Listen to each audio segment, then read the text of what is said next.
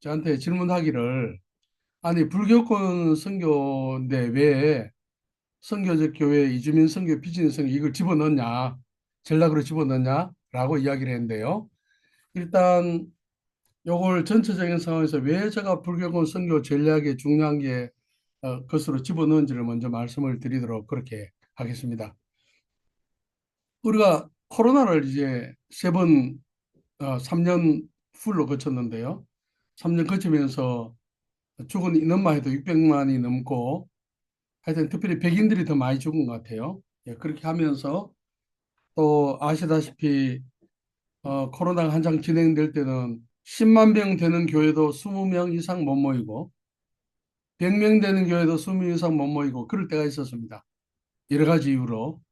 그래서 아주 비정상적으로 돌아가고 하면서 완전히 그냥 뿌리째 완전히 흔들흔들했죠.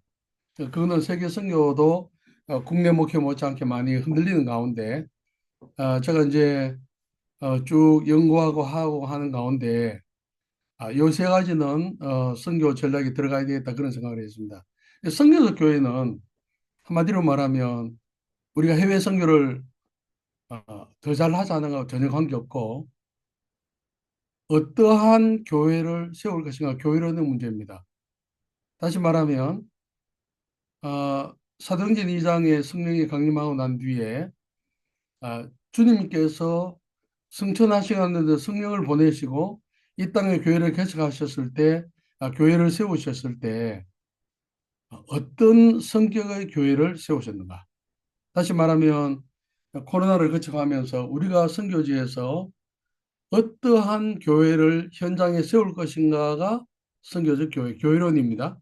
자, 그 다음에 두 번째 이주민 선교는 뭐냐면, 제가 이제 OMF 선교사로 있는 가운데에 90년 초반부터 있는 가운데에 OMF에서 하나의 큰 어떤 혁명과 같은 일들이 일어났습니다. 그게 뭐냐면, 태국어를 쓰는 사람들하고 태국 내에 태국어를 쓰지 않고 다른 종족 언어를 쓰는 사람들을 필드를 강제로 나누었습니다. 태국어를 쓰는 사람은 타일랜드 필드고 태국어를 쓰지 않고 카렌, 몽, 아카, 그 외 라오 이런 종족 쓰는 언어 쓰는 사람들을 메콩 필드로 나누었습니다. 그래서 메콩 필드 이 센터가 지금 치앙마이에 있는데 메콩필드 같은 경우에는요, 메콩강을 따라서 주로 중국의 연안 지방을 중심으로 해서 미얀마, 베트남, 캄보디아, 라오스까지 태국은 제외하고 왜냐하면 1950년대 초반에 중국 그 내지 선교 CIM 허드슨 테일러가 세운 CIM이 추방이 되면서 그 선교사들이 중국 주위에 있는 특별히 태국 쪽으로 많이 넘어왔습니다. 그러면서 이름을 OMF로 이름을 바꾸면서 소수 종족 중심의 사역을 많이 하다 보니까 1990년대 중반쯤 돼서 이거는 우리의 사명 끝났다라고 하면서 그 어떤 전략을 썼냐하면은 태국 내에서 태국어를 사용하지 아니하는 필드를 따로 나눠서 태국은 더 이상 하지 않는다. 예. 카렌족, 몽족, 아카족 이런 소수정족 태국은 더 이상 하지 않고 태국 주위에 있는 예를 들어서 몽족 같은 경우에도 중국이 발원지입니다. 그러니까 그 인원을 보면 각 종족 보면 중국 운남성을 중심으로 한 500종족이 있고 그 중국에 가장 많이 있고요. 그다음에 그 쭉 내려오면서 미얀마에 상당히 있고 그다음에 숫자가 점점 줄어들면서 부채꼴로 태국에 있는 겁니다.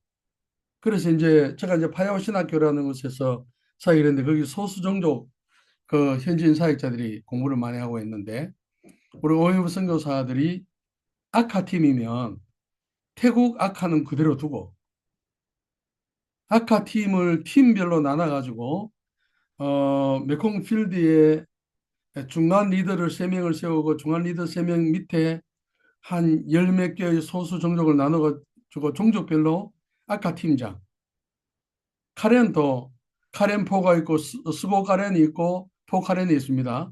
스고카렌 팀장, 포카렌 팀장, 몽 팀장 이런 식으로 팀별로 나눠 가지고 중국으로 주로 넘어갔습니다. 중국으로.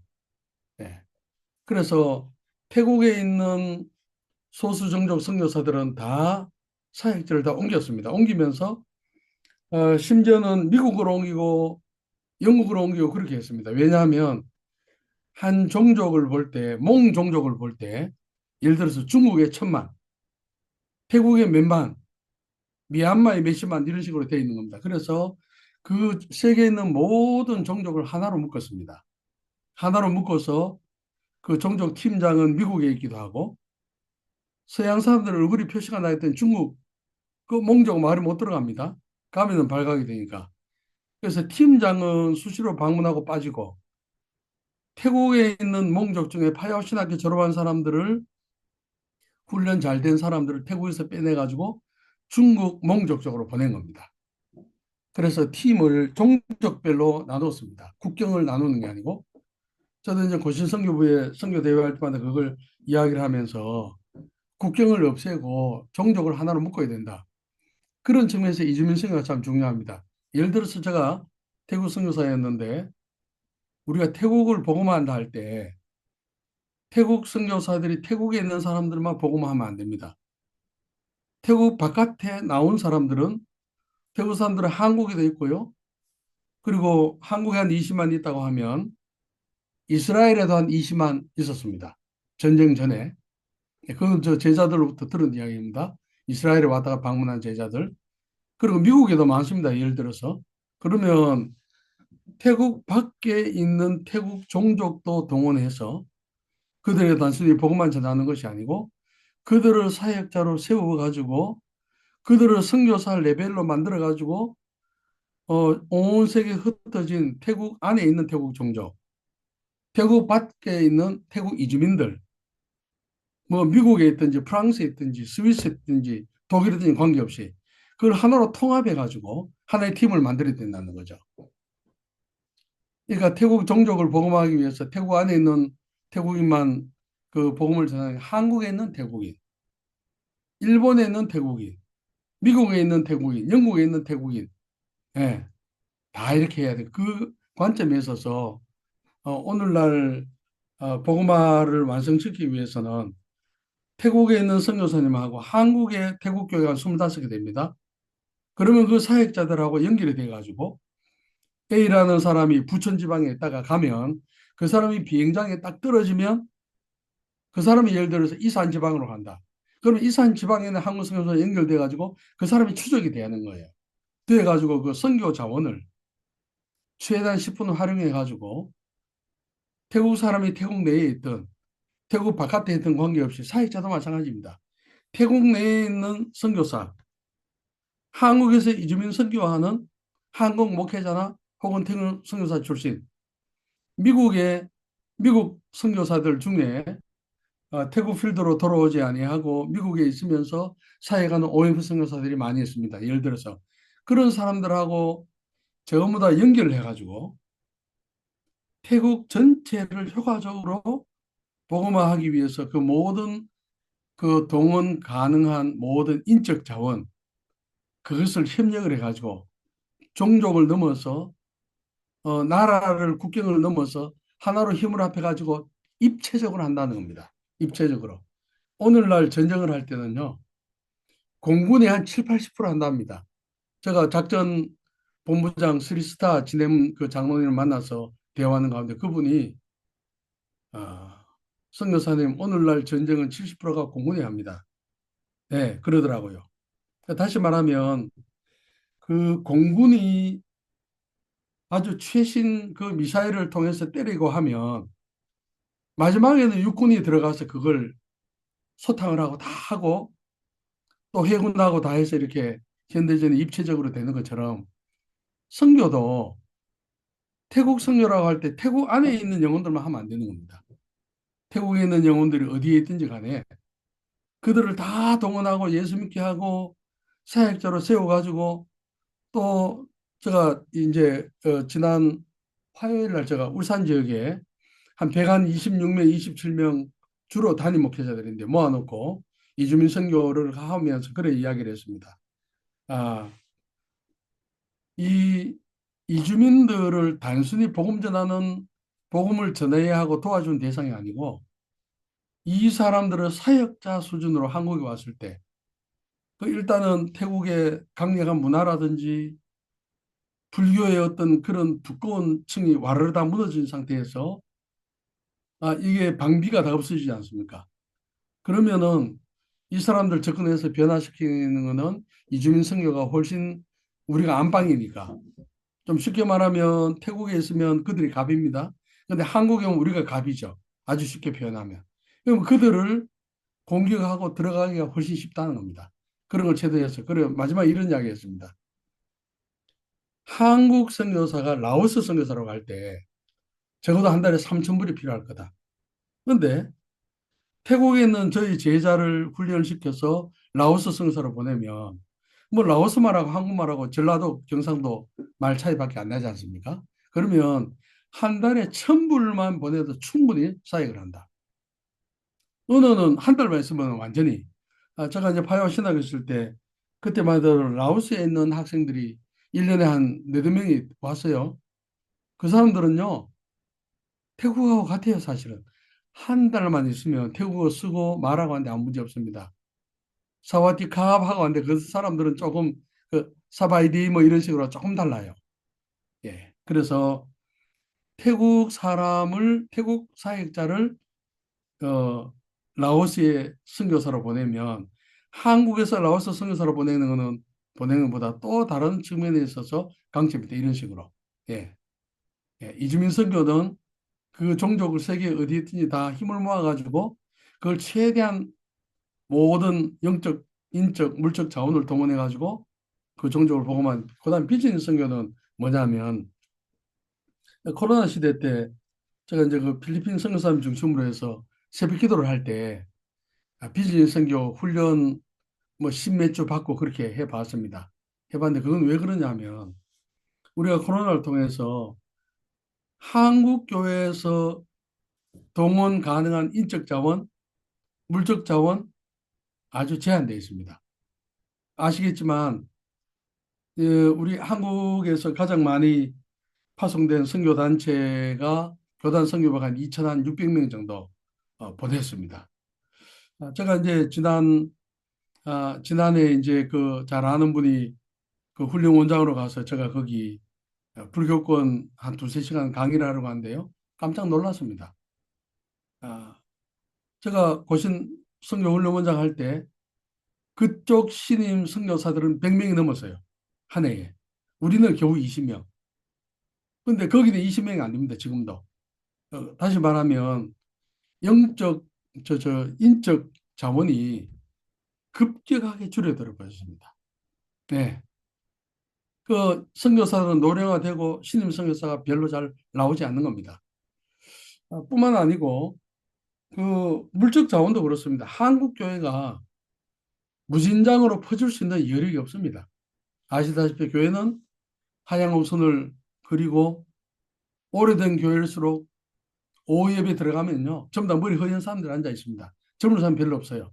다시 말하면 그 한국 교회만 바라보고 선교할 수 없다는 겁니다. 저는 이제 그런 의미에 있어서 청마에도 이제 어떤 선교사님 같은 경우에는 한국 의식점도 열고 제자들을 머리 깎는 걸 가르쳐 가지고 미용원도 열고 하는 건 저는 참 잘한다고 봅니다.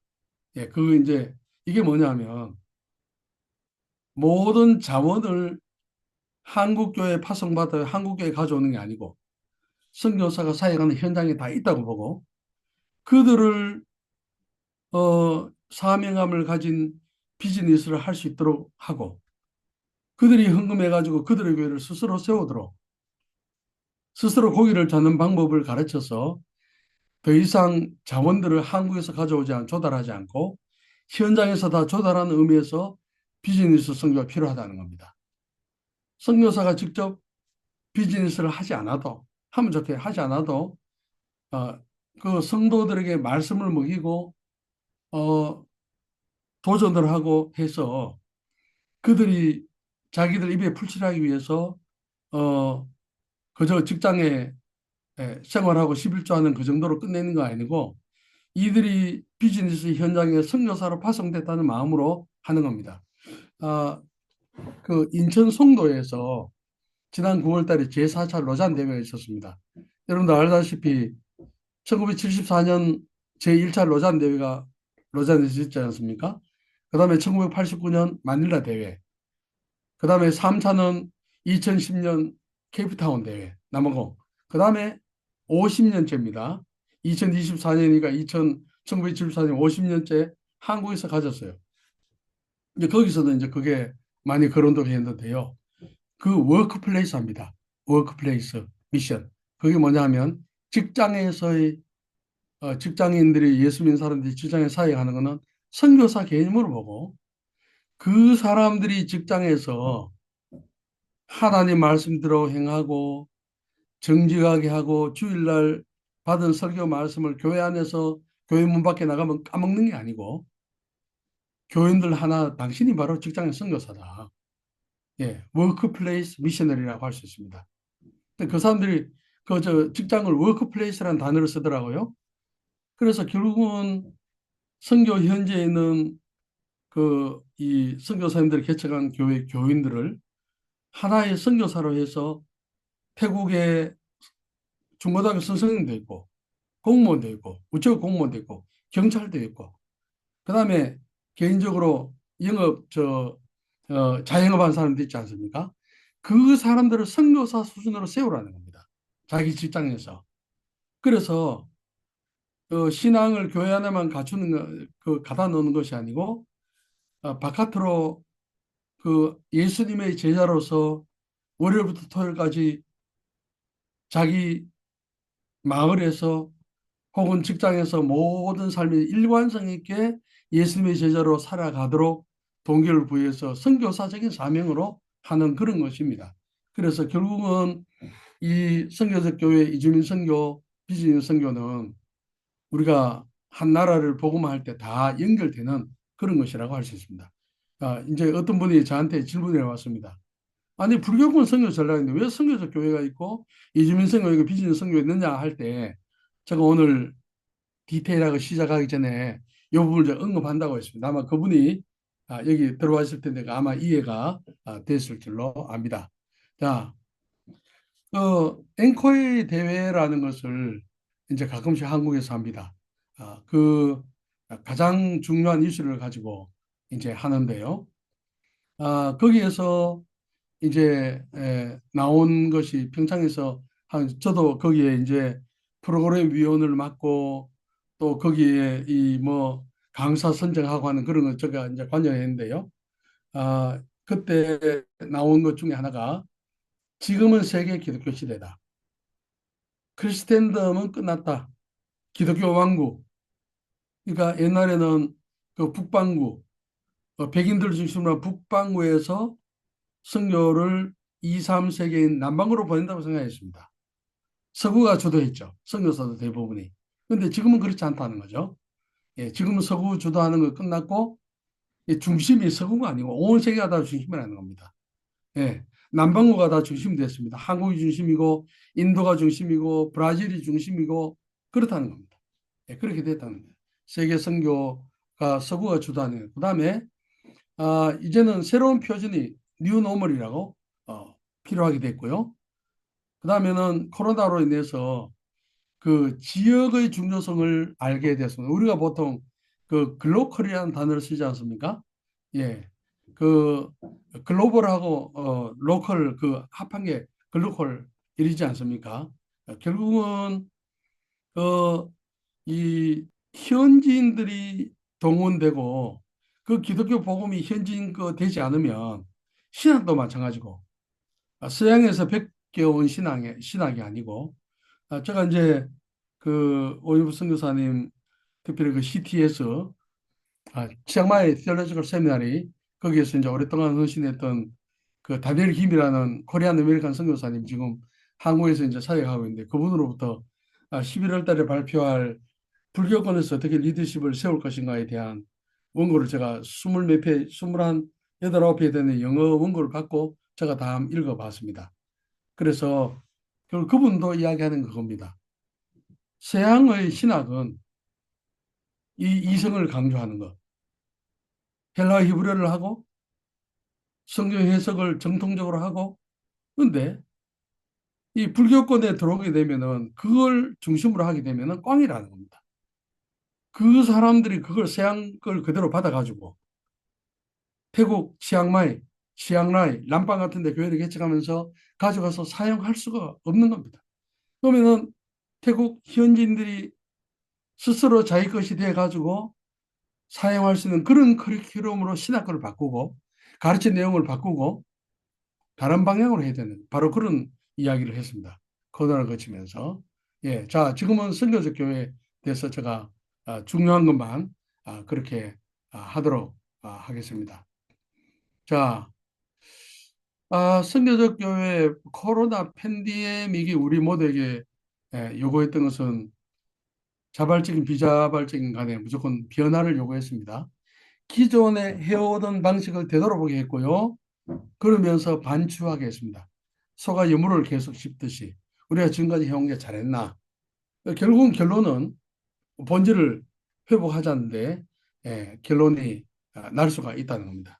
레슬리 뉴비긴이라는 사람은 영국 성공회 사주입니다. 영어로 비커라 하죠. 예, 비커인데 이 사람을 통해서 이 사람은 이제 1998년에 세상을 떠난 그런 분인데 이 사람이 65세에 인도에서 선교를 하고 영국에 딱 돌아와서 보니까 영국 교회가 반기독교 사회로 어, 탈기독교 사회를 넘어서 반기독교 사회로 어, 변화된 것을 볼 수 있습니다.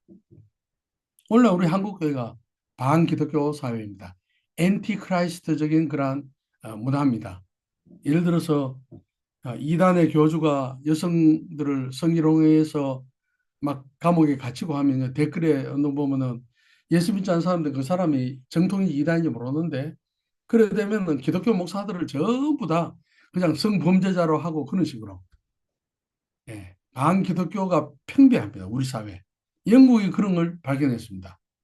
그래서 그분이 레슬리 뉴비긴이 발견한 게 뭐냐면은 교회가 그러니까 영국에 있는 교회 영국이 선교지 인도보다 더 선교지화가 됐다는 겁니다. 다원주의 교회가 세속화되고 복음은 사적 진리로 전락을 해버리고 공적인 자리에서 복음을 거론하지 못하게 하고 예. 그 지역교회는 복음에 대한 자신감을 상실하고 교인 수는 줄어들고 예. 기성세대만 남아있고 청년들은 사라지고 사회 변들으면 오늘날 한국교회를 보는 그런 어떤 모습을 이 1974년 영국교회를 통해서 그런 발견을 했던 것이죠. 그래서 이제 뉴비긴이 레슬리 뉴비긴이 처음으로 미셔널 처치라는 용어를 사용하자고 레슬리 뉴비긴 1998년 사망했지만 1998년에 이 레슬리 뉴비긴의 영향을 받은 미국과 캐나다와 서구에 있는 어떤 그 이 그룹 선교학자들의 무리 그런 사람들을 통해서 미셔널 처치라는 단어를 사용하게 되었습니다. 그 더 디테일한 것은 이제 책에 나와 있습니다. 동성 결혼을 허용하고 종교 다원주의가 들어오고 만몬 물량주의, 긍정적 사고와 기복 신앙, 젊은 층의 교회가 이탈하고 이게 이제 레슬리 뉴비긴이 영국 교회로 1974년에 인도 선교지에서 한 35년 사이 가다가 돌아와서 발견한 겁니다. 이거 바로 오늘날 한국 교회하고 결국 한국 교회도 영국 교회, 유럽 교회를 따라가는 거죠. 예. 벼랑 끝에 멀리 한국 교회라고 볼 수 있습니다. 아시다시피 카톨릭이나 불교보다도 개신교에 대한 호감도는 굉장히 낮습니다. 개덕교라는 단어를 씁니다. 우리가 욕할 때, 나쁜 말을 할 때, 야이 개뭐뭐 하지 않습니까? 그래서 그 개, 예. 그래서 세상은 교회를 향한 기대를 포기하고 오히려 세상의 교회를 개혁하려고. 전 참 뉴스엔조이나 그런 데 소식 나오는 거 보면은 뭐 새벽기도로 유명한 그런 교회가 당회가 뭐 결정을 했는데 아들을 물려주는데 뭐 노예가 어떻고 하는 그것이 버젓이 불신자들도 다 읽을 수 있도록 기사화돼 가지고 계속 까발리는 거예요. 뉴센조이 같은 그런 것이. 참 안타까운 것은 뭐냐면요. 성범죄가 제일 많은 거는요, 불교 성녀들이고요. 두 번째가 신부들입니다, 신부들. 퍼센트가 가장 적은 게 기독교 목회자예요. 그런데 뉴스에 보면 전부 다 기독교 목회자 일색입니다. 왜냐하면 기독교는요, 자기들끼리 공격하는 거예요. 네, 자기들끼리. 그 사람들은 불교 안에서 자기들끼리 덮어줘요. 네, 그래서 지금은 세상이 교회를 향한 기대를 포기한 것 같습니다. 그런, 예, 교회 존재 목적을 상실하고 엉뚱한 방향으로 외형적 성장, 물질적 축복, 자본주의적 성공 제일주의 추구하는 교회가 됐고, 교회가 건강하다 할 때 뭐 건물의 크기, 헌금, 신자의 수로 하는데 보통 이제 목회자들이 모이면요. 저도 이제 동교회 한번 가면 교회가 크고 1년 예산이 많고 그러면 힘을 쓰거든요. 그게 사실은 주님이 원래 그 목표하셨던 교회 모습에서 벗어났다는 증거죠. 지금 공연이 이렇게 되고 있지 않습니까? 예, 한국 교회가 위기를 당한. 그래서 세 가지 종의 교회, 역사적으로 보면 제도화된 교회, 자발적 교회, 성교적 교회 이렇게 볼 수가 있습니다. 성교학에서는 크리스텐덤 하지만 영어로는 영어권 사람 크리스텐덤이라고 발음을 합니다. 크리스텐덤 하지 않고 크리스텐덤. 이 크리스텐덤 지금 한국의 그 성교학에서는 크리스텐덤이라고 독일식으로 발음하기 때문에 어쩔 수 없이 저도 그렇게 하겠습니다. 이거는 뭐냐면 제1세계 기독교 세계, 예, 기독교가 지배하는 국가나 사회를 크리스텐덤이라 하는데 옛날에 백인 사회가 전부 다 기독교 사회라고 보고 서구가 기독교를 중심으로 똘똘 뭉치고 그다음에 제2, 3세계 남반구에 선교사를 보내고 할 때 그때 예. 중세에는 주일이 되면은 모든 사람들이 다 성당이나 교회로 가죠. 예. 완전히 교회가 하나님 있고 교회가 있고 그다음에 성직자가 있고 일반 교인들이 있고 이런 식으로 되었습니다. 그런데 이제 이게 결국 그 문해 부흥이 일어나고 그다음에 자유주의 신학이 올라오고 하면서 결국은 그 계몽주의라는 것이 하나님과 교회와 성직자를 끌어내고 사람이 주인된 시대, 인본주의 돌아가는 거죠. 예. 이제 그런 식으로 우리가 사상적인 변화가 된 것을 볼 수가 있습니다. 콘스탄틴이 기독교 공인으로 말미암아서 이제 핍박받던 교회에서 땅 위로 올라오고 하면서 그 신앙을 건물 안에 가두는 그런 게 있었지 않습니까? 예, 그런 내용들입니다. 그래서 그 크리스텐덤 교회, 중세 교회를 생각하면 됩니다. 사람들의 매력을 끌기 위해서 웅장한 예배당과 굉장한 음악을 발전시키고 그렇게 했습니다. 그래서 사람들을 찾아가는 것이 아니고 세상으로 나가지 않고 사람들 교회로 찾아오기를 기대하고 또 이 리더십은요, 이 피라미드식으로 돼서 위에 있는 성직자가 밑에 있는 사람들을 이렇게 지배하는 그런 구조였습니다. 그래서 성속 이분법이 있었습니다. 교회 밖은 사탄이 지배하고 교회 안은 하나님이 지배하고 뭐 그런 데 대한 하나님 나라에 대한 그런 오해들이 있었습니다. 종교가 일어나고 하면서 결국은 이 교회가 어떻게 되냐면은 이 개인적인 신앙의 필요를 채우기 위한 목적으로 종교가 역할을 하게 되는 겁니다. 그러니까 공적 영역에서 사적 영역으로 밀려나는 거죠. 예, 공적 영역의 가치를 다 잃어버리고 개인의 영적 필요를 채워주는 교회가 건강하고 좋은 교회라는 개념을 가지게 되었습니다. 크리스텐덤 교회보다는 조금 나았지만 이것도 아주 문제가 있다고 볼 수가 있죠.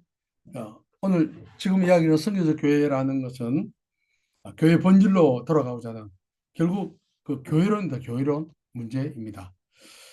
해외 선교보다는 오히려 교회 경신 운동에 더 가깝습니다. 어, 보통 미시오 데이는요, 그 미시오 데이가 어, 스코틀랜드에서 그 선교 대회를 1900년대, 1910년인가 하면서 그때 나온 단어이긴 합니다.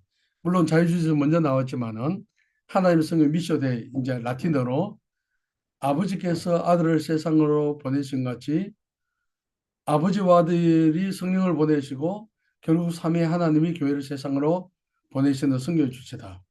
예. 그, 그, 이제 요한복음 20장에 보면요. 예수께서 숨을 내쉬면서 제자들에게 말씀하시기를 아버지께서 나를 보낸 것처럼 내가 너희를 보내노라 그렇게 하셨지 않습니까? 거기서 미쇼데이라는 단어가 나왔습니다. 그리고 성교적 교회라는 정의가 이제 박사기 딴 필리핀 그 OMF 선교사 출신으로서 캐나다에서 이제 그 캐나다 영락교회에서 목회하는 그분의 그 정의를 따봤습니다. 온 성도가 세상으로 보내심 받아서 구속적인 삶을 살며 하나님의 성령에 동참하는 교회를 성교적 교회의 정의로 볼 수 있습니다. 온 성도 일부 헌신된 성도 아니고 전체 성도가 세상으로 보냈다는 겁니다. 세상이라는 것은 교회 담장 안에 갇혀서 거기에서만 영적 어떤 것이 일어나는 건 아니고 주일날 예배를 하면서 하나님께서 위에서 주시는 그러한 은혜와 영적인 능력을 받아서 실제적으로 성도가 전투를 치료해야 하는 것은 교회 담장 밖이다. 다시 말하면 주일날 설교 말씀을 듣고 교회 뒷문을 열고 딱 나가는 순간 세상을 맞닥뜨리죠. 거기가 바로 성도들이 모든 영적인 실력을 발휘해서 치러야 할 영적 전쟁터다. 거기가 성교지라는 겁니다. 예, 세상으로 보냄을 받았다는 거죠. 구속적 삶을 산다. 예수께서 구속자로 오셨지 않습니까? 예, 예수께서 피를 흘리심으로 타락한 세상과 하나님을 중재하고 회복시키셨듯이 예수 믿는 사람이 예수님이 죄인을 위해서 피를 흘리셨듯이 예수 믿는 사람이 구속적인 그러한 중심과 믿음을 가지고 하나님과 믿지 아니한 사람을 연결시키는 그러한 삶을 정치, 경제, 사회, 문화 모든 영역에서 하나님 앞에 화목제물이 되신 그리스도를 본받아서 예수 믿는 사람들이 바로 그러한 삶을 세상의 모든 영역에 살면서 하나님의 영향력, 하나님 나라를 확장, 그러니까 하나님의 통치를 받음으로써 그 성도 하나님의 통치를 받음으로써 하나님의 나라를 확장한다는 그런 개념입니다. 그래서 마지막 하나님의 성교에 동참한다는 것은 교회가 성교의 주체가 아니고 삼위 하나님께서 우리를 세상으로 보내시는 주체다라는 것을 우리가 깨닫는 것입니다. 그래서 아버지께서 나를 보내신 것이 나도 너희를 보내노라. 교회는 세상으로부터 부름을 받아서 다시 세상으로 보내심을 받았다는 것이죠. 주일날 예배는 위로부터 내리는 새 힘을 받아서 세상이라는 영적 전쟁터로 나간 출정식을 하는 것과 같다.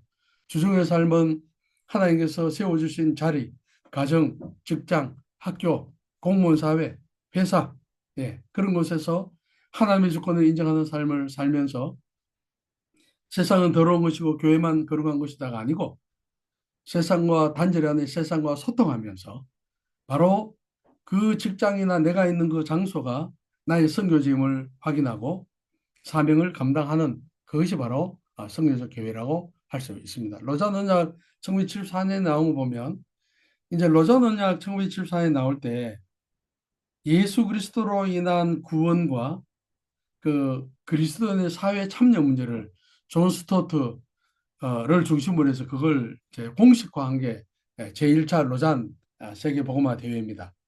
그래서 아버지께서 그리스도를 세상에 보내시고 그리스도께서 구속받은 백성을 세상으로 보내셔서 그래서 그리스도인 세상을 향한 희생적인 침투, 소금이 녹아서 김치 안으로 배듯이 세상을 향한 희생적인 침투를 하는 것이 아, 아, 옳다.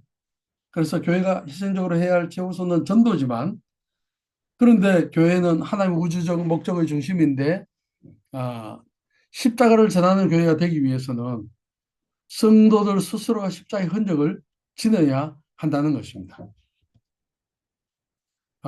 그래서 성교적 교회를 이야기를 할 때 교회는 편하게 극장에 앉아서 영화 보듯이 즐기는 그런 것이 아니라 사명감으로 불가능한 것이고 세상과 단절이 아니고 세상과 동화도 아니고 의미 있는 의도적인 개입을 통해서 세상으로 보냄을 받은 사도성을 실천하는 교회다. 아마 여러분들 오카노 목사님 기억나실 거예요. 그분이 광인론을 이야기를 했습니다. 그 칼 세미나 할 때요. 저도 이제 그분 열정적인 강의를 들은 것이 기억이 납니다. 우리가 보통 그 교회론을 이야기할 때 사도성을 이야기할 때 사도들이 예수님께로부터 받은 복음만 이야기하는데 오카노 목사님 이야기할 때는 사도들이 세상에 나가서 세상을 변화시키는 사도적 삶을 이야기를 하는 그게 강인론의 핵심입니다. 바로 그것입니다. 성도는 세상으로 받은 사도라는 것이 보냄을 받았다 그런 뜻 아닙니까? 우리도 사도성을 가지고 있다는 것이죠. 일반 고인도 세상으로 보냄을 받았다는 것입니다. 그런 것을 끊임없이 강조하는 교회. 신앙의 점수를 교회 안에만 매기지 않고 교회 울타리 밖에서 아, 세상을 향해서 침투해서 나가서 거기서 마음껏 정말 예수 그리스도의 가르침대로 실천하면서 살아서 하나님의 어떤 영혼을 드러내는 그런 것들을 이야기를 하는 것입니다. 자, 선교 중심적 교회, 해외 선교 많이 하는 교회하고 또 이 미셔널 처치, 예, 이거하고는 좀 다릅니다. 예.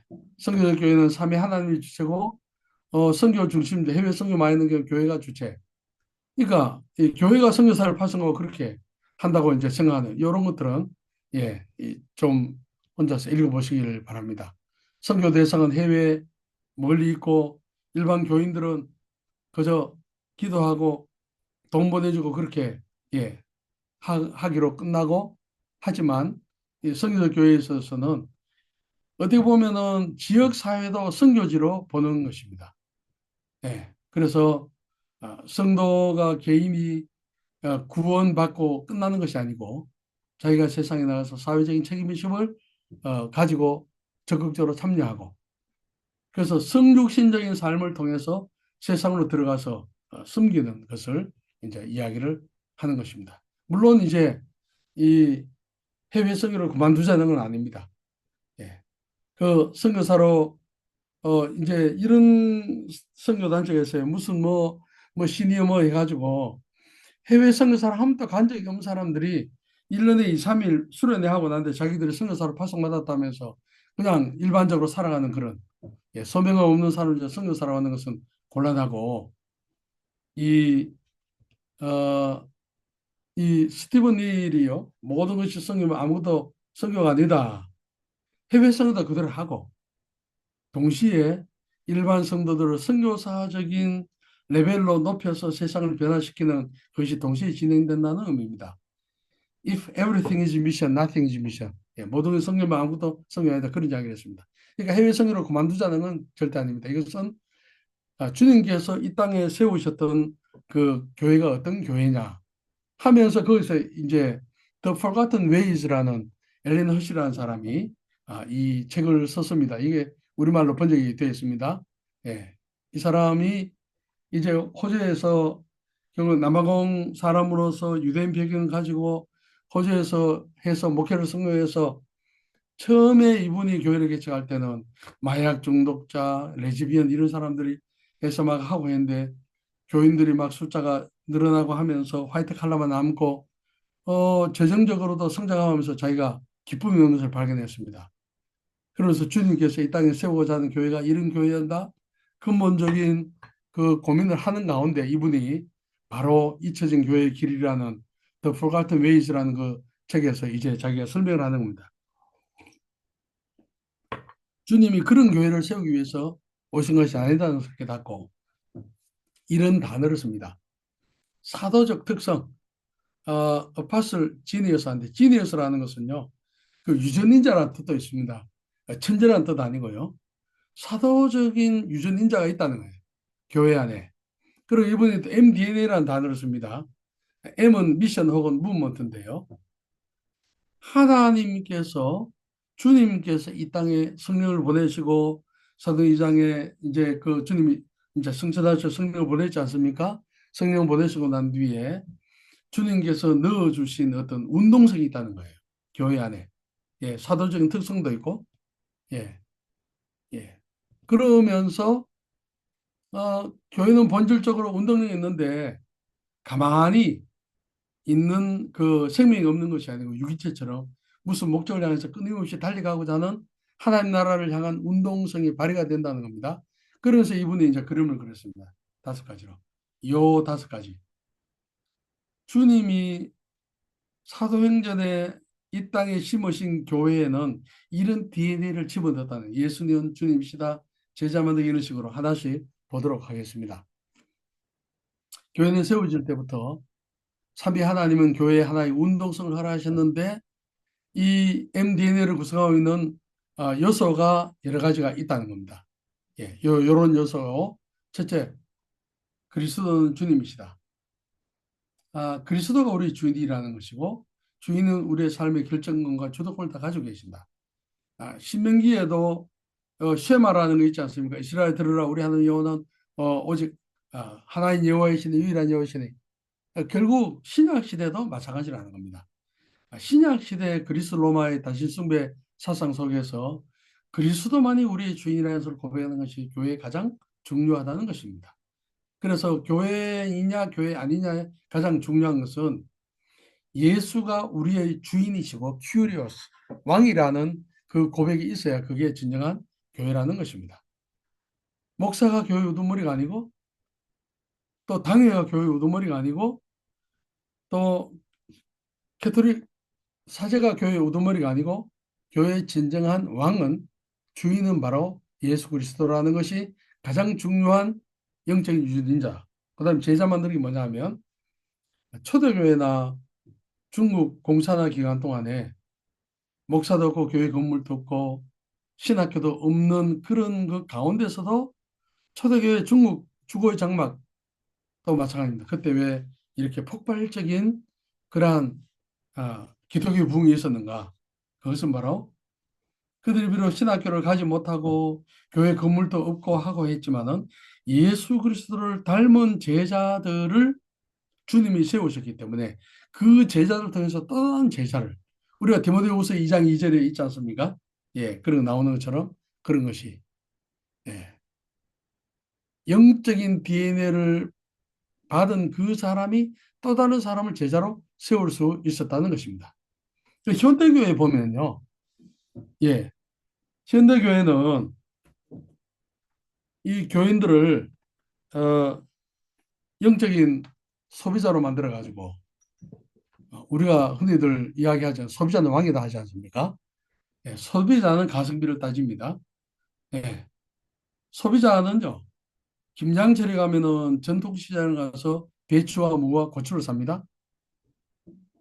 또 크리스마스나 되고 하면은 그 백화점에 가서 소비자 시 마음이에요. 소비자가 왕이니까. 그런데 오늘날 현대 교회 교인들은 이, 이 소비자, 영적 소비자처럼 교회 가서 주차장도 좋아야 되고 애들도 잘 봐줘야 되고 모든 시스템 잘 갖춰야 되고 설교 잘하면 은혜 받아 박수 치고 설교 못하면 은혜 못 받아 당하고 예, 이런 식으로 완전 이 사람이 왕이 돼 있는 거예요. 그래서 영적 소비자를 만들어 놨다. 예, 그런 거죠. 그래서는 안 된다는 거죠. 제가 이거 만들어냈습니다. 영적 소비자, 그저 컨슈머 스피리추얼리티. 이거 제가 한번 만들어 봤습니다. 영적 소비주의, 스피리추얼 컨슈머리즘. 축구 선수 11명이 뛰면 관중들이 막 박수치고 막 우려 같은 박수치고 니 잘한다. 설교자가 설교하고 성가대가 찬양하고 하는 건요. 그 담임 목사가 설교하고 성가대가 찬양하고 즐기는 겁니다. 즐기는 거. 야, 목사, 저 목사 오늘 설교 잘하네. 그 악수할 때 그러죠. 목사님 은혜 받았습니다. 지 마음에 들었다는 거예요. 예. 그러면 영적 소비자들입니다. 그러니까 그 관중석에 앉아 있는 모든 관중들이 와서 같이 플레이를 하고 뛰는 것이 원래 주님께서 이 땅에 교회를 세우신 그런 형태였는데 그렇지 않다는 겁니다. 예. 소비자들은 넓은 주차장, 부담 없는 설교, 예수 안 믿으면 지옥 간다, 전도해라. 뭐 이렇게 하면 교회 안 나와버립니다. 교회를 바꿔버립니다. 예. 영적 재생산 불가능한 영적 불임자를 생산한 겁니다. 예. 국영구도로 전락시킨 겁니다. 전문가들이 공유하는 예배와 찬양 프로그램을 즐기고 교회는 정해진 소비자를 만족시키기 위해서 또 다른 종교 상품을 개발하고 결국은 오늘날 제자 훈련의 방식의 문제. 예수님은 제자들을 교실에 넣어놓고 몇 시간 공부 시간 안 그랬습니다. 끌고 다니면서 보여주고 남 해봐 하고 잘못하면 고쳐주고 꾸준하고 그렇게 했지 않습니까? 그러니까 오늘날 현대교회의 제자 훈련은 머리에만 키워가지고 이거 완전히 실천력이 없는 그런 예 몸에는 배이지 않는 그런 것을 했다. 그 다음에 성교적, 성신적, 주인력 하는 건요. 하나님이 인간이 돼 이 세상에 오신 것처럼 믿는 우리가 복을 모르는 세상 속으로 들어가서 그들의 삶에 들어가서 희생적으로 소금처럼 녹아가지고 빛처럼 손해 보면서도 자기를 태워서라도 하나님의 영을 드러내는 그런 거 아니겠습니까? 초대교회는 신학교 건물도 없고 제도도 없고 조직도 없었지만은 로마 제국의 핍박 속에서도 엄청난 전념성을 가지고 있었던 이유는 바로 성육신적 DNA가 있었기 때문입니다. 그래서 우리가 코로나 바이러스는 강력한 전염성 팬데믹을 하지 않습니까? 전염 팬데믹이라고 합니다. 그래서 결국 초대교회가 그러한 신학교 건물도 없고 신학생도 없고 조직도 없고 시원찮았는데 온 세상을 예수 운동으로 뒤덮을 수 있었던 것은 그들에게는 성육신적 DNA가 있었기 때문에 자기들을 희생하고 세상으로 침투하고 결국은 자기들이 영적 생명이 있기 때문에 신학교 가지 못해도 영적 생명을 낳았다는 겁니다. 네. 자, 경계선과 컴퓨터스 요거 이제 좀 이해가 필요한 건데요. 요 문지방이라는 것이 있습니다. 이 경계선이라는 것은 영어로 트레시홀드라고 하고 문지방이 문 밖과 안을 구분하는 경계입니다. 경계인데 예수님도 그 주 사역 하셨던 그 활동이 예루살렘 수도가 아니고요. 가버나움, 나사렛, 예, 주로 외부에서 그 나라의 중심에서 벗어난 곳에서 그렇게 하셨습니다. 그 경계선 주류로 못 들어온 변두리는요. 불안하고 모호한 자리인데 여기서 진정한 그 주님이 원하셨던 공동체성이 생긴다는 겁니다. 종교적인 소비자들은 이러한 경계성을 좋아하지 않습니다. 예, 이 경계성을 생각해 보면은 우리가 피하고 싶고 도망가고 싶고 고통스러운 것입니다. 그러나 오히려 이러한 고난이나 세상에서 밀려난 그런 것들이 더 오히려 공동체를 강하게 만들어주는 요소로 작용했는데 현대교회는 그렇지 않습니다. 변두리를 싫어합니다. 국회에 가서 예수 믿지 않는 대통령 모아놓고 조창 기도회 하고 그런 걸 좋아합니다. 대통령하고 만나려고. 네, 그렇게 중심에 서고 싶어 합니다. 그게 이제 하나의 문제가 될 수 있습니다. 그래서 이제 엘렌 허시는 빅터 터너라는 그 영국 사회학자가 커뮤니타스와 커뮤니티를 분별하는 것을 봤습니다. 아프리카 어느 부족에서 13세 된 남자아이들을 보삼으로 보따리 납치해가지고 아주 먼데 집으로 찾아올 수 없는 그런 곳으로 애들을 끌고 가가지고 잠자는 상태 그런 데서 애들을 거기에 놔두고 도망을 와버리는 겁니다. 그래서 애들이 엄마가 밥 차려 넣는 거 먹고 그렇게 하다가 갑자기 그냥 집에도 돌아갈 수 없고 그 이 밀림 우거진 집으로 아무리 가도 찾아올 수 없는 그런 곳에서 처음에는 울고불고 하다가 우리끼리 있으니까 우리가 협력해가지고 고기도 잡고 사연도 잡고 서로 우리가 살아가자. 예. 며칠을 울고 그렇게 하다가 동지의식을 가지고 결선을 가지고 그런 훈련을 해서 한 6개월 정도 지났을 때 어른들이 찾아와서 애들을 데리고 가서 동네에 데려와서 성인식을 하는 겁니다. 어떤 종족이. 그러면은 뭐가 달라지지 하면은 내가 그 종족과 마을을 위해서 무엇을 하는 것이 좋을까를 생각하게 되고 그러니까 이 자기들이 그 주인 의식을 가지게 된다는 겁니다. 이런 과정들을 통해서 그 전까지는 우리 부족, 우리 마을이 나를 위해서 뭐 해주냐 따졌는데 이런 어떤 성인식의 과정을 거치고 난 뒤에는 아이들이 마음이 완전히 변해가지고 내가 이 종족과 마을을 위해서 어떻게 희생하면 좋을까를 가지게 되니까 제대로 된 그 연대감을 가지고 소속감을 가지게 되고 마을에서 그 종족을 이렇게 세울 수 있는 그런 인재가 된다고 합니다. 예수께서 제자들을 불러서 세운 공동체는 커뮤니티가 아니고 바로 커뮤니티 타스에 속한다는 겁니다. 예. 누구는 나를 따라오든 자기를 부인하고 자기 십자가로 나를 따르라. 그래서 교인들이 커뮤니티 타스적인 그런 성격을 가지고 있으면은 교회가 나를 위해서 무엇 해줄 수 있나? 예. 좋은 주차를 마련해 줄 수 있나? 뭐 내가 경제적으로 어려울 때 도와줄 수 있나? 그렇게 생각하니까 내가 교회를 위해서 어떻게 희생하면 좋겠는가? 이런 공동체를 그런 영적인 DNA를 예수님께서 교회 안에 세워 놓으셨다는 겁니다.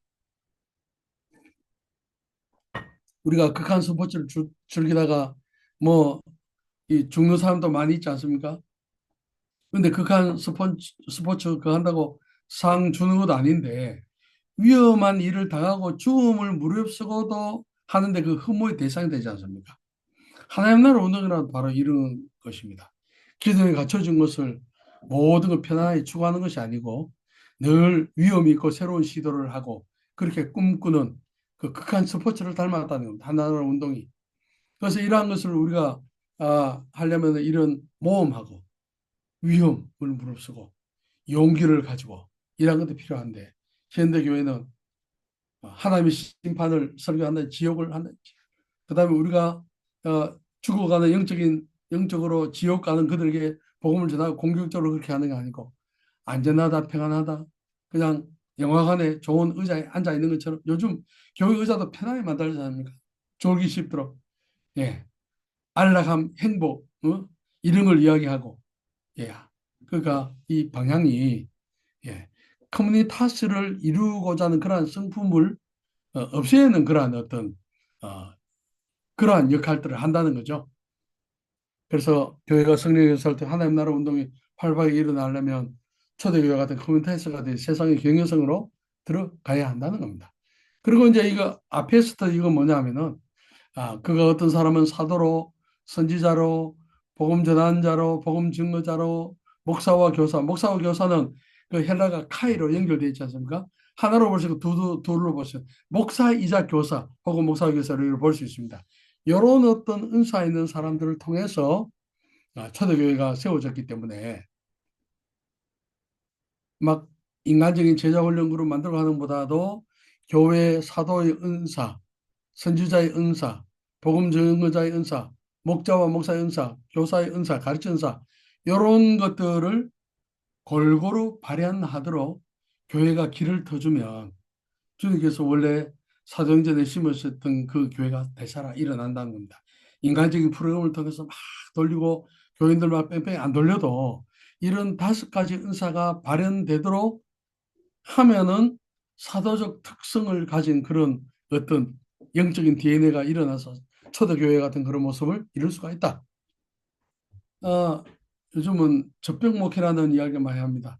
애들이 울면은 젖병 가져가서 물려주면 울지 않잖아요. 그 소비자인 교회가 많은 교회는요, 많은 그 교회는 담임 목사가 맨날 우는 애들 젖먹이고 달래야 된다고. 그 사람들이 그 협박하는 게 뭡니까? 목사님, 이런 식으로 하면 내 교회 떠납니다. 목사가 무서워하죠.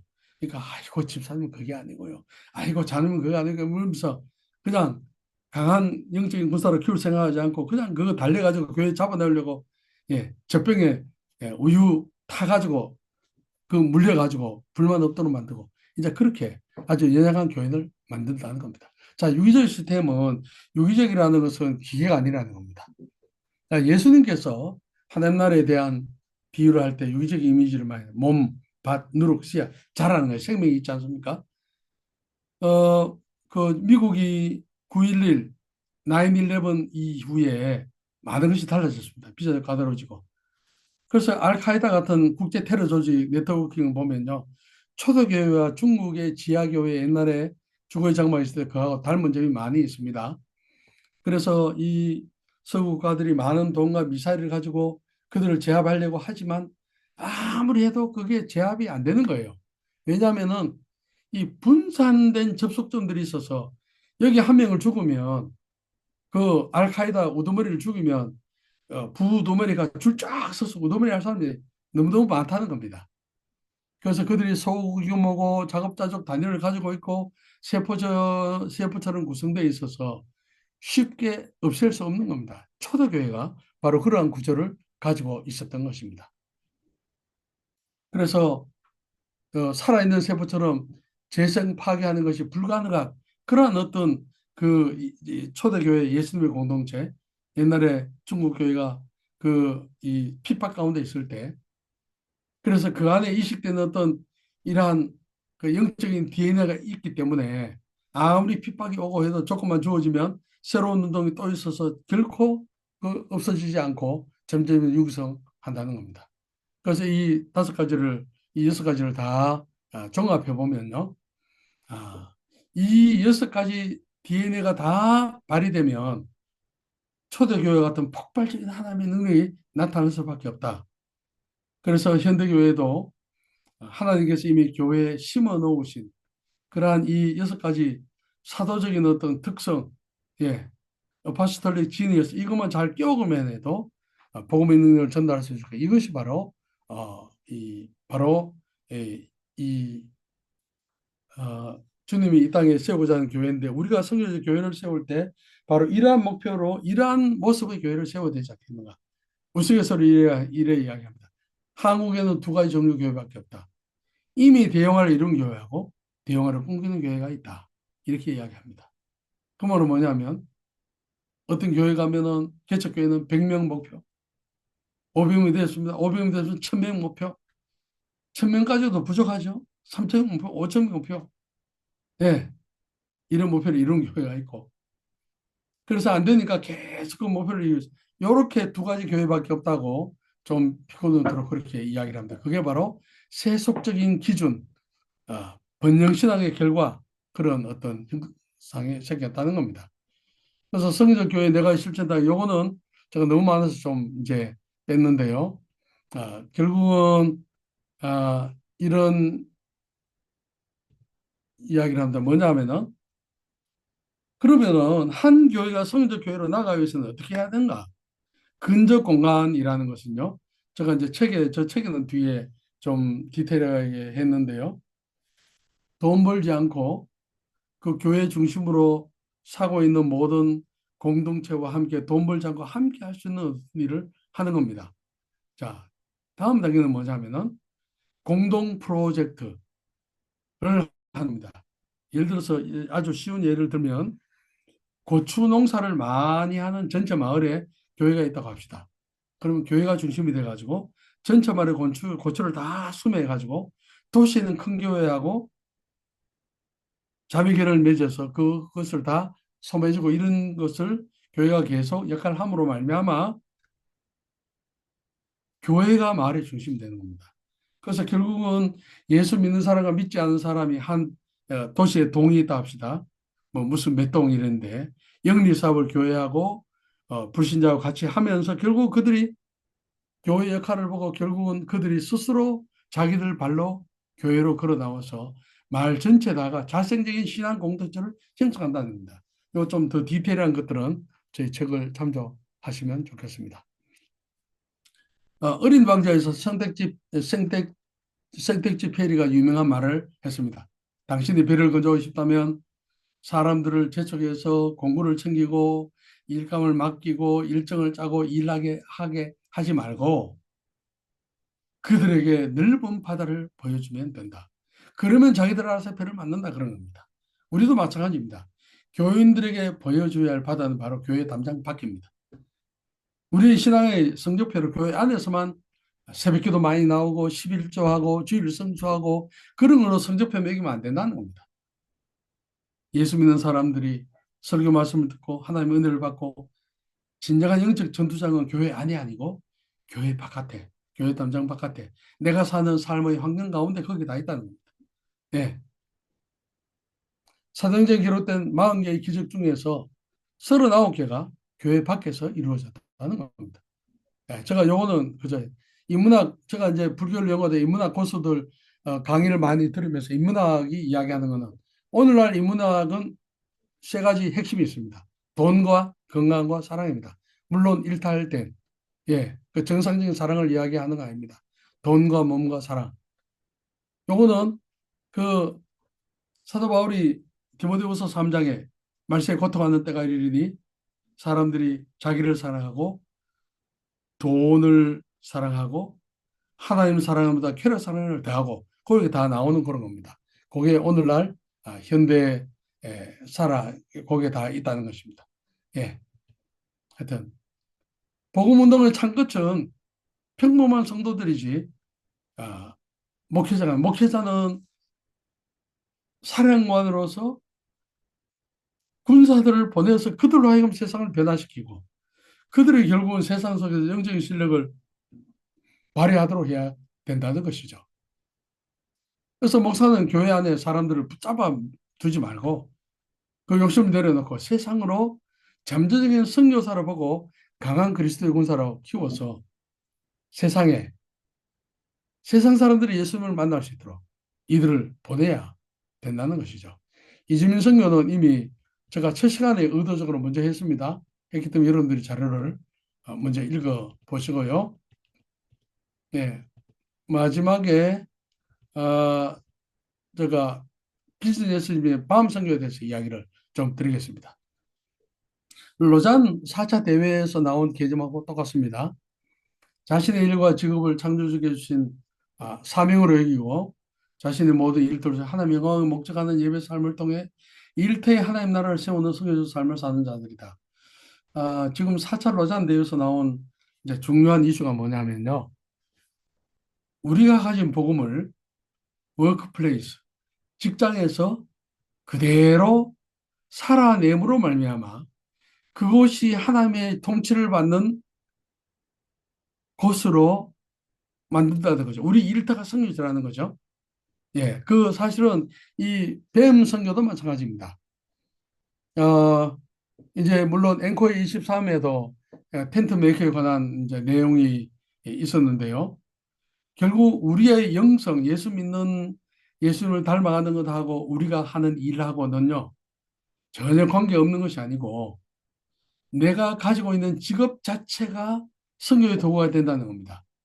그래서 이 일터 안에서 선교하고 직업을 가지고 선교하고, 선교 해외 선교사만 선교사라는 개념이 아니고 일반 교인들도 공무원 사회에서, 교사 사회에서, 부정이 만연한 그런 사회에서 다양한 방식으로 선교사 역할을 하는 게 바로 이 뱀, 뱀 선교하는 겁니다. 그래서 국내 후원 교회 선교사 후원 감소, 선교지 교회 재정 악화를 해결하기 위해서 선교사가 김치라도 만들어서 팔아볼까 하는, 그게 뱀 선교가 아니고요. 그게 뱀 선교가 아닙니다. 뱀 선교가 아니고 이제 노동관하고 뱀 선교하고 직접 관련되는데, 노동관에 있어서 한 세 가지가 있습니다. 저주설 노동관, 하나님 앞에 저주를 받았기 때문에 우리가 땀을 흘려야 된다. 사실 아담과 하와가 그 에덴 동산에서 범죄하기 전부터도 에덴 동산을 관리하도록 그 저주설 노동은 틀린 겁니다. 방편설, 예, 노동을 돈벌이 수단으로 어, 여기는 것, 그것도 아니고요. 그 다음에 성경적인 노동설, 소명설 노동관입니다. 그 정교육이 일어나면서 그 문화명령, 하나님이 거룩한 문화명령은, 그러니까 이 목회자만 성직이 아니고 만인 제사장설, 만직 제사장설, 우리는 왕 같은 제사장이요 하는 그런 베드로서의 그 말씀처럼요. 그래서 우리가 서 있는 일터에 우리가 하나님의 부르심을 받았다. 아, 직장에서 일하는, 노동하는 그 사람이 하나님 앞에 노동하는 예배와 같다. 네. 그 사람들 거기 제사장 역할을 감당하는 것이고, 목회자는 교회에서 제사장 역할을 감당하는 그런 이 노동, 소명설 노동관이 뱀성에 있어서, 그래서 결국은 우리 예수 믿는 사람의 모든 삶을 직장에서도 하나님을 드러내는 세상을 향한 메시지가 된다는 겁니다. 종교개혁에 따른 로마 카톨릭의 성속 이혼을 거절하고 만인 제사장 혹은 만직 제사장주의를 주장해서 모든 사역자가 모든 신자가 사역자다. 그들의 직업 소명은 목회자가 목회하는 만큼 중요하다. 노동은 거룩한 것이다. 그걸 통해 하나님의 영광을 돌리는 것이다. 뭐 이런 거지 않습니까? 그래서 세속적인 직무는 있을 수 없다. 죄를 범하는 것만 아니라면. 예. 그래서 결국은 그 월요일부터 토요일까지 혹은 월요일부터 금요일까지 일하는 그 직업 그 장소가 거룩한 예배 장소다. 학생은 학교에서 선생은 학교에서 가르친 그것이 바로 하나님 앞에 그 예배 장소다. 이런 그 이야기가 있습니다. 어느 장사하는 사람이 랍비를 찾아가 가지고 그 지성소가 있으면 들어가고 싶다고 그렇게 랍비한테 이야기를 했답니다. 그래서 랍비가 당신이 지금 장사를 하는데 몇 년 후 되면 그 지성소를 보여주겠다 그렇게 이야기를 했답니다.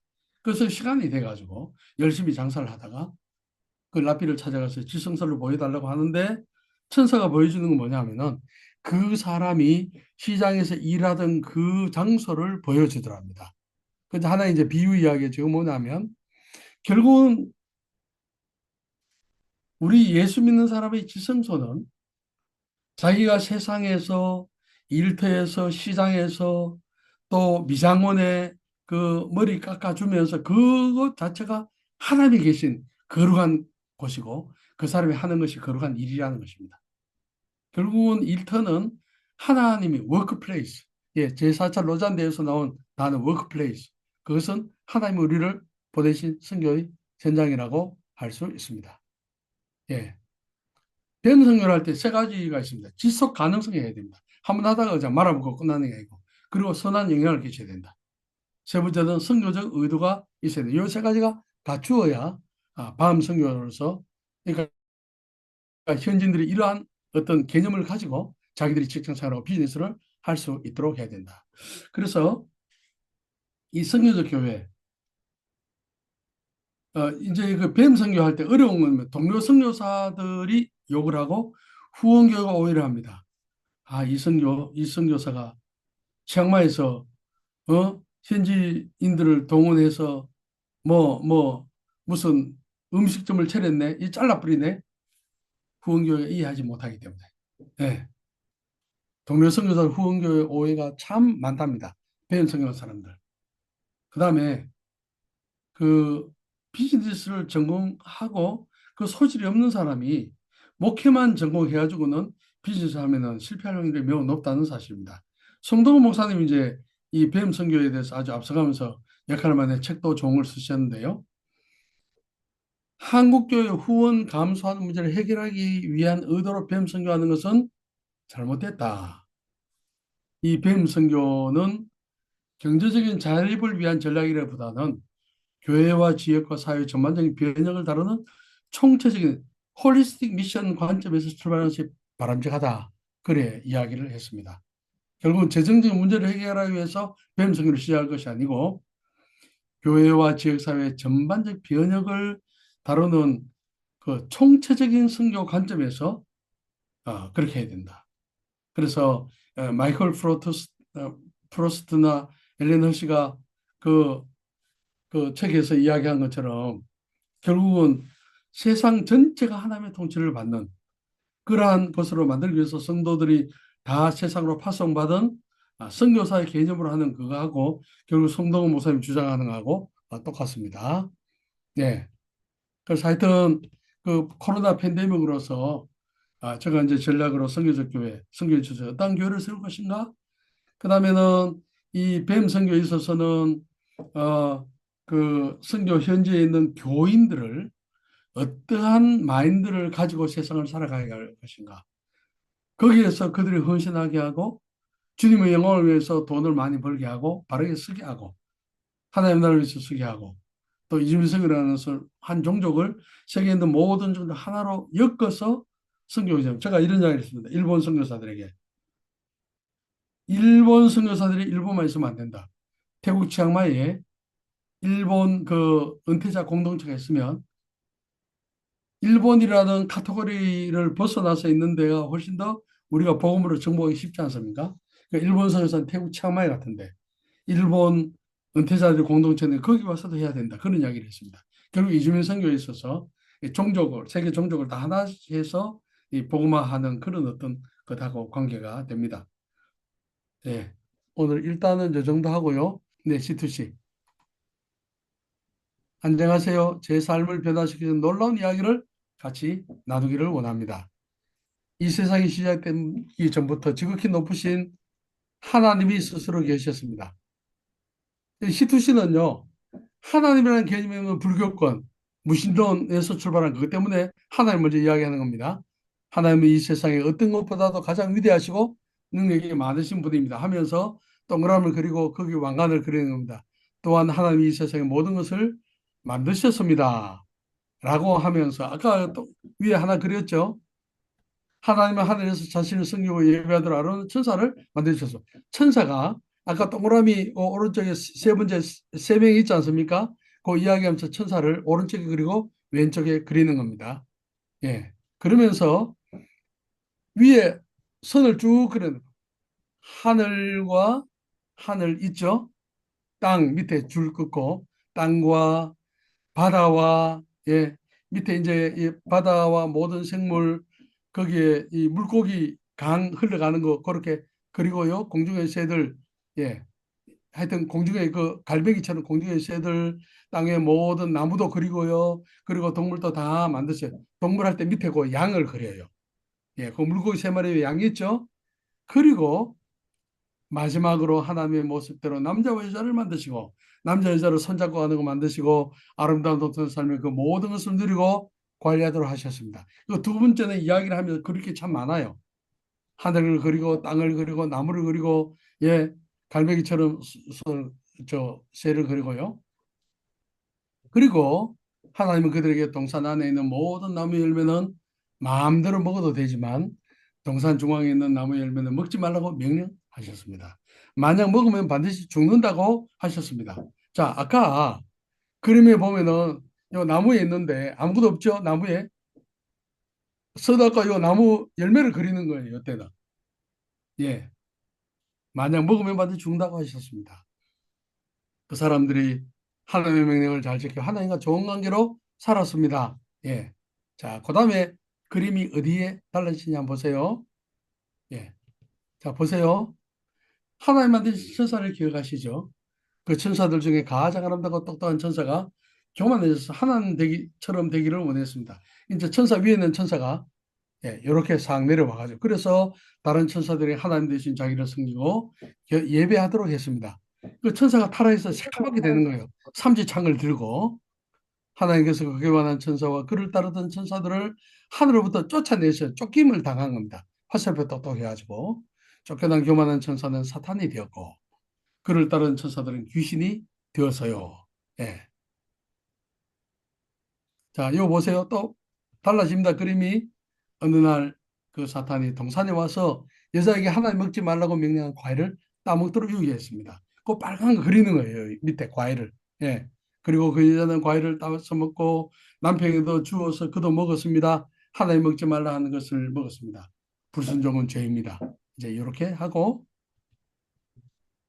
또 뭐 달라졌죠? 자, 그들이 불순종의 죄를 짓자 하나님은 죄가 없으신 분이 이제 죄와 함께 하실 수가 없었습니다. 그래서 인간은 하나님과 분리되었다. 그 중간에 줄을 쫙 끄는 하나님과 분리된 거예요. 분리되었다. 예. 분리되었고 아름다운 동산에서 추방되고 하나님과의 관계는 깨어졌다. 예. 추방된 거는 여기 중간에 줄 끊고 난 뒤에 이제 선악과 그 나무 있는 거기에 따먹었잖아요. 남자 여자가 따먹었잖아요. 거기에 선을 어, 위에서 아래로 쫙 그어가지고 완전히 거기서 추방당하는 거예요. 그들은 죄를 내 죽어야만 했고 영원한 형벌인 지옥에 가야만 존재가 되었습니다. 밑에 지옥 불을 그리는 거예요. 이때 우리 모두도 죄를 지으며 하나님과 관계가 깨어졌습니다. 그리고 우리도 지옥에서 영원한 형벌을 받게 될 것입니다. 예. 요거 뭐가 딱 생기죠. 시간이 지나면 이 세상에 사람들이 많아졌습니다. 사람들이 많아진 거예요, 오른쪽에. 예. 하나님은 사람들을 사랑하셨고 그들과 관계 회복을 원하셨습니다. 예, 관계 회복을 원해 십계명을 주신 거예요. 그래서 거기에 네모 반다대가 10을 적는 겁니다. 예, 관계 회복을 원했어서 그러나 사람들이 죄를 멀리 해야만 죄가 없으신 하나님과 관계가 회복될 수 있습니다. 그래서 하나님은 죄를 멀리 하시는데 10가지 명령을 주셨는데 그때 이제 십계명 10 다가오 한 사람도 그 명령을 완전히 지킨 사람이 없었습니다. 예. 자, 그다음에 여기 보니까 양의 요 있죠? 하나님은 죄가 없이 깨끗하신 분이기 때문에 사람들이 죄를 심판하셔야만 했습니다. 그러나 사람들을 사랑하시는 하나님께서는 사람들이 죄를 용서받을 수 있는 길을 알려주셨습니다. 그것은 죄를 지을 때마다 깨끗한 동물을 가지고 와서 하나님께 나와서 자신들의 죄를 회개하고 희생제물을 대신 죽여 피를 흘리면 하나님께서 그 피를 보시고 사람의 죄를 용서해 주시는 것이었습니다. 그래서 이 양이 있죠. 거기에 빨갛게 끓고 양 피를 똑똑똑똑 흘리게 만드는 겁니다. 구약 성경의 모든 제사 제도를 이렇게 설명하는 겁니다. 예, 그 연대기조 성경의 크로놀로지컬 바이블 스타디처럼 그렇게 쭉 가는 겁니다. 하나님은 회개와 피 흘림이 없이는 죄사함이 없다고 말씀하셨는데 이것이 바로 하나님이 알려주신 죄 사함을 받을 수 있는 길입니다. 그러나 시간이 지날수록 사람들은 진심으로 죄를 회개하지 않고 형식적으로 희생제물을 주고 피를 흘리게 했습니다. 하나님께서는 더 이상 동물의 피를 기뻐하지 않으셨습니다. 계명을 지키는 것으로도 희생제물을 드리는 것으로도 하나님과 관계를 회복할 수가 없었습니다. 그럼에도 하나님이 여전히 사람들을 사랑하셨고 사람들이 스스로 죄 문제를 해결할 수 없음을 안타까워하셨죠. 그래서 오래전부터 계획하셨던 완전한 회복의 방법이신 이제 예수님을 이야기하는 거예요. 예수님이 이 땅에 보내주셨습니다 하면서 화살표를 저 아까 하나님 그쪽에서 밑으로 양인대로 줄을 쭉 꺼서 화살표를 예, 예수님이 이 땅에 보낸 화살표를 밑으로 꺼가지고 그렇게 하는 겁니다. 그 다음 이제 오른쪽에 이 예수님 오른쪽에 자, 이 예수님은 하나님의 외아들이시고 자, 제일 오른쪽 그림에 보면요. 일 해놨죠. 하나님의 외아들 할 때 동그라미 그리고 뒤에 광채가 이 영광이 나타나는 것처럼 하고 사람 그리고 예, 하나님의 외아들이시고 지혜로운 선생님이시며 죄가 없으신 완전한 분입니다. 예.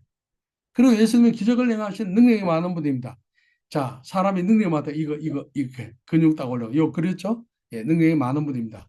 어느 날 제자들과 배를 타고 있을 때 거친 풍랑을 만났는데 요 배하고 좁게 그리고 바다를 가리는 겁니다. 거친 풍랑을 만났는데 예수님의 말씀으로 거친 풍랑을 꾸짖고 잠잠케 하셨습니다. 그래서 예수님은 자연을 다스리는 능력이 있는 분입니다. 그 이야기하는 거예요. 첫 번째. 자, 두 번째는 또한 많은 귀신 들려 고통받는 사람 귀신을 쫓아내 주셨습니다. 예수님은 능력은 그 어떤 귀신보다 더 위대합니다. 귀신 들린 사람은 까맣게 그래요. 사람을 그 머리를 까맣게. 그런데 깨끗이 회복받은 것은 까만 거 없는 시 깨끗하게 그저 동그라미 해서 사람을 그리고 오늘날 떡 5개와 물고기 2마리로 5천 명 이상을 배불리 먹이셨습니다. 예수님은 우리의 필요를 아시고 채우시는 능력이 있습니다. 오병이어 요 이야기하면서 예, 접시에 떡 5개, 빵 5개, 물고기 2마리 그리는 겁니다. 네 번째는 예수님은 죽은 지 4일이 지난 사람을 살리셔. 이건 물론 그 나사로 이야기죠. 뻗어가지고 왼쪽에 누워 있는데 살렸다. 예, 예수님은 죽음을 이기십니다. 자, 여기 보면 하나님에 대해서 먼저 이야기를 하고 인간의 타락 그 이야기하면서 결국 구약의 저 제사제도 이야기하다가 결국은 그 마지막 제사로 예수님 오신 거 그걸 이야기해. 예수님은 어떤 일을 하셨는가? 예, 네 가지를 했죠. 자연을 다스리는 분, 귀신을 모든 악한 영을 제압하시는 분, 예. 그 다음에는 모든 피로를 채우시는 분, 그리고 죽음에서 살리시는 분. 이거 이야기하면서 예수님 보통이 아니라는 것을 이야기를 하는 겁니다. 자, 여기 보면 막대기가 딱 일어났죠. 예수님처럼 많은 기적을 행하심으로 하나님의 아들을 증명하셨습니다. 하늘의 아들 되심을 증명하셨습니다. 예수님은 선한 목자이십니다 하고 목자가 가지고 있는 지팡이를 거기 그리는 거예요. 결코 우리를 혼자 두지 않으시고 옳은 길로 인도해 주시고 악한 것으로부터 보호해 주십니다. 완전한 하나님의 희생 제물이십니다. 이거 다 이제 외워가지고 줄줄 나오도록 엄청 연습을 많이 해야 됩니다. 그래서 여기 이제 예수님은 이 세상에 계실 때 많은 사람이 예수를 믿고 따랐습니다. 그러나 어떤 사람들은 예수를 미워하고 질투하여 죽이려고 했습니다. 예수님은 그 사람들에게 자신의 몸을 스스로 내어주시고 두 손과 두 발이 십자가에 못 박혀 말할 수 없는 고통을 당하시고 피를 흘려 죽으셨습니다. 아까 이제 여기 이제 십자가를 그리면서 요 이야기를 하는 거예요. 피 흘리고 죽으셨습니다. 아까 그 양의 그 빨간 거 끄고 피 똑똑 흘리듯이 여기 십자가에도 그래요. 그 당시 십자가는 가장 흉악한 죄인을 죽이는 사형틀이었습니다. 예. 그다음에 그런데 저가 전혀오신 예수님 왜 십자가 죽으셔야 했나요? 그것은 예수님이 하나님께서 이 세상의 모든 사람들의 죄를 용서해 주시기 위하여 준비하신 완전한 희생 제물이기 때문입니다. 죄의 대가는 죽음입니다. 그래서 죄인은 우리가 죽어야 하는데 예수님이 희생 제물이 되셔서 우리를 대신해서 십자가에서 죽으신 것입니다. 하면서 이 그림을 이 그림이 거의 비슷하죠. 예. 그다음에 하나님의 회개와 피 흘림이 없는 죄삼이 피 흘림이 없이는 죄삼이 없다고 말해요. 그래서 예수님이 십자가에 흘리신 그 피를 보시고 하나님께서 우리의 죄를 용서해 주시는 것입니다. 아까 제일 처음에는 왼쪽에 화살표를 밑으로 쫙 했지 않습니까? 그 다음에는 예수님 죽었을 때 3일 만에 다시 살아나셨고 할 때 화살표 위로 올려가지고 화살표 위로 올려서 오른쪽 십자가 그 오른편에 위로 올리는 겁니다. 예. 사람이 많은 사람이 보이시고 하늘로 올라가셨습니다. 그리고 심판주로 다시 오실 것을 약속하셨습니다. 예수님이 살아계셨을 때 이제 탕자 비유로 하는 겁니다. 마지막에 제자들에게 두 아들을 가진 아버지에 대한 이야기를 해주셨습니다. 어떤 아버지에게 두 아들이 있었는데 하루는 둘째 아들이 아버지에게 자기 목표의 육산을 다 미리 달라고 했습니다. 그리고 아버지가 그 몫을 나눠 주자 먼 곳으로 떠났습니다. 자, 여기 보면 제일 밑에 오른쪽 그림에 보면요. 아버지가 있고 아들 둘이가 있어요. 그래서 그 탕자가 화살표 점점점점 해가지고 멀리 떠난 걸 이렇게 그리는 겁니다. 그래서 그는 허랑방탕한 생활을 하고 모든 돈을 다 써버리고 먹고 살기 위해 돼지치는 일을 하지만 여전히 배가 고팠습니다. 자, 그 다음에 어떻게, 자, 화살표 돌아오는 게 있죠? 인생의 가장 밑바닥에 있을 때 풍성한 아버지 집이 생각났고 그 아들은 결단하고 아버지 집으로 돌아갑니다. 그 아버지는 둘째 아들이 집을 나간 후에 그 아들이 다시 돌아오기를 날마다 기다렸습니다. 어느 날 둘째 아들이 돌아오는 것을 보고 달려가서 그 아들을 안고 기쁨으로 환영해 주었습니다. 화살표를 다시 돌아오는 걸 하면서. 그러나 그 아들은 아버지께 죄 용서를 구하고 아들이 아닌 종으로서 달라고 합니다. 그러나 아버지는 그 아들을 용서하시고 용서하시고 종이 아닌 아들로 다시 받아 주셨습니다. 우리 모두는 둘째 아들과 같습니다. 우리도 하나님 아버지를 떠나서 우리 마음대로 삶에 죄를 지었습니다. 그 죄 때문에 하나님과 단절되었고 지옥에서 영원한 고통을 받을 것입니다. 하나님 아버지는 오늘도 우리가 죄를 회개하고 하나님께 돌아오기 원하십니다. 당신은 하나님께 돌아오기를 원하십니까? 하면서 이제 요한복음 14장에 내가 그 길이 진리 생명이 요 말씀하시면서 예수님만이 하나님께로 돌아갈 유일한 길이 된다. 예. 예수님을 통해서 하나님을 돌아오기를 원하십니까? 예, 그러면 당신의 죄를 인정하고 그 죄의 형벌을 대신한 십자가에서 죽으시고 살아나신 예수님을 믿어야 합니다. 그리고 당신이 예수님이 당신을 죄에서 구원해 주신 구원자요. 당신의 삶의 주인이심을 당신의 입으로 고백할 때 당신의 죄가 용서받고 하나님께로 돌아갈 수 있습니다. 예, 이 시간에 예수님을 당신의 구주로 영접하시겠습니까? 주인됨을 믿고 고백하시겠습니까? 예, 하면 이제 이 영접기도 예수님 전에 영접기도를 하게 하고 축하 영접한 자 고의 그리 없는 자에게는 하나님의 자녀가 된 것으로 주시다고 했습니다. 예, 이제는 이 약속의 말씀대로 하나님의 자녀가 되었습니다. 예, 하나님 관계가 회복이 되었습니다. 그 다음에 이제 전도하는 거예요. 당신은 가족들을 사랑하십니까? 하나님도 당신의 가족을 사랑하시고 그들도 하나님 돌아오기를 기다리십니다. 이제 돌아가서 당신과 가족과 친구에게 이 기쁜 소식을 전해주시겠습니까? 그러면서 이 그림을 많이 그려서 이 사람도 그림을 익혀가지고 그러니까 이거는 그러니까 그 문맹자인 세계 가운데 좋고요. 그 다음에는 서구 사회는 이미 어, 신이 있다고 출발한 사회이기 때문에 그런 데는 사형리를 해도 됩니다. 하나님은 당신을 사랑하십니다. 당신을 위한 놀라운 계획을 가지고 계십니다. 그런데 인간이 하나님을 떠났습니다. 예수께서 그 십자가로 그걸 계십니다. 예수를 영접하십시오. 불교권 사회에서는 그것이 잘 통하지 않습니다. 하나님이라는 존재를 모르기 때문에. 그래서 이렇게 해서 미국 남침역의 선교사들이 이걸 개발해서 지금 가장 많이 퍼져 있고 적어도 전도에 관한 상가부 불교권에서 가장 많이 열매를 거두는 그러한